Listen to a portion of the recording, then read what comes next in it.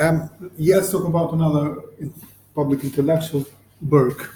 well, I wrote something on Burke 2 months ago. I don't think you can be Irish at any level if you don't define your position with him, if you're a thinking Irish person at one point in time, because of course he was Irish, and also he was a founder of the oldest debating society in the planet, the College Historical Society, which I was intimately involved in as a public speaker and debater.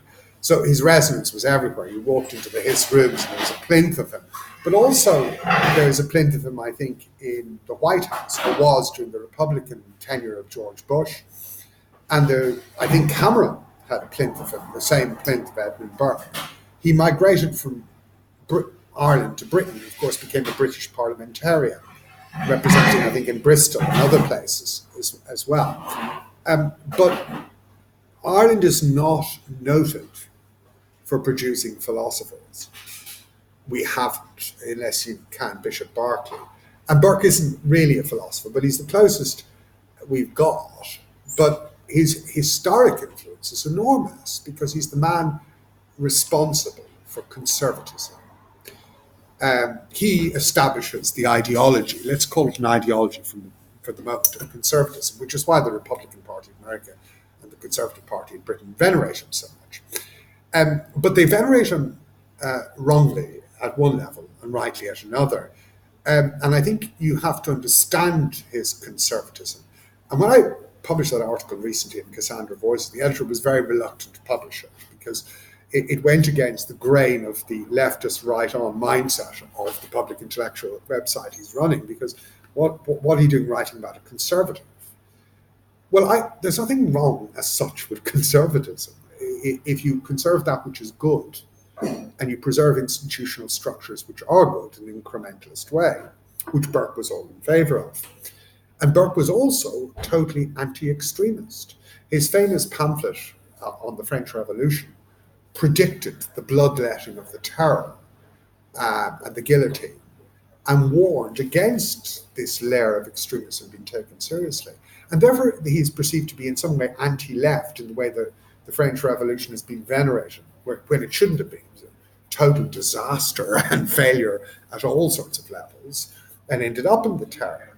But Burke equally supported the American Revolution because that was legitimate. It was the defining feature of his career, an objection to tyranny and a right cause. And through his entire life, he fought against tyrannical abuses, that which he perceived to be violations, again, of the rule of law, that which he perceived to be monstrous levels of injustice. His entire great melody, as Conor Cruise O'Brien in his book about it said, is a railing, a hatred against injustice wherever he saw it. And so when conservatives venerate him, perhaps they should reflect on when they've engaged in those injustices. I mean, Burke, for example, would not have approved of the Bushian Wars, I don't think. Burke would not approve. He grew up in an Ireland of poverty and was very empathetic to Irish matters. He certainly wouldn't approve of the Malthusian capitalism that has destroyed the social structure of Ireland and Greece today by the imposition of a false conservative ideology, neoliberalism. The assumption, of course, is that neoliberalism is conservatism, which it isn't at all. Conservatism, I mean, the remnants in Britain today, Michael Heseltine, Kenneth Clark, did Israeli conservatism, and there are elements of it within the American establishment diminishing, is incremental change, moderation, conserve that which is good. Yes, we are socially and morally conservative to a point. Neoliberalism is extremism. It is cartelize all the wealth into 1%, and it is destroy the interests and disenfranchise both the working class and the middle class. It is sell institutional structures such as the NHS down the river.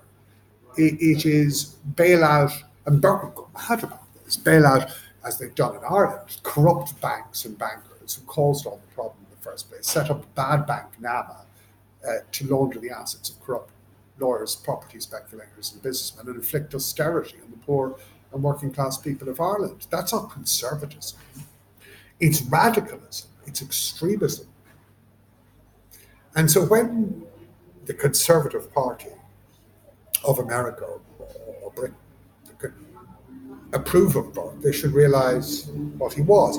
The very interesting thing is, in the 1950s in America, one of the most nefarious human beings of the last 70 years, and you don't use that word loosely, you can't libel the dead, so I'll call him evil, was a man called William F. Buckley, who became the defining intellectual figure of the Republican Party of America, very influential with Nixon, very influential with Reagan. The man who pushed the Republican Party into neoliberalism intellectually through his TV program Firing Line, through his book Gordon Mammon in Yale, through his constant public appearances. And he's a nefarious, evil individual. But if you ever see the documentary with him and Gore Vidal, one of the most articulate human beings you'll ever see, a wit of all wits, genius in a way, but that doesn't mean he's not evil. And Buckley pushed various conservatives, a guy called, I think, Kirkwood and so on, who were Burkean conservatives, through his editorship of the National Review, into endorsing the neoliberal ideology. Don't believe in this, believe in the free market, believe in privatization, believe in Ubermensch exceptionalism. And that insidiously has created the nightmare culture we're in today, where the Republican Party of America, and to some extent the Tory Party of Britain, are controlled by extreme fanaticists and neoliberals, and not by Burkean conservatives. So when people look at Edmund Burke and his great melody, it's a commitment to fact, anti-extremism, abuse of tyranny, conserving that which is good, and opposing all forms of extremism, not just revolutionary Marxist nutbags or whatever proto-Marx in the French Revolution, but also neoliberal extremists.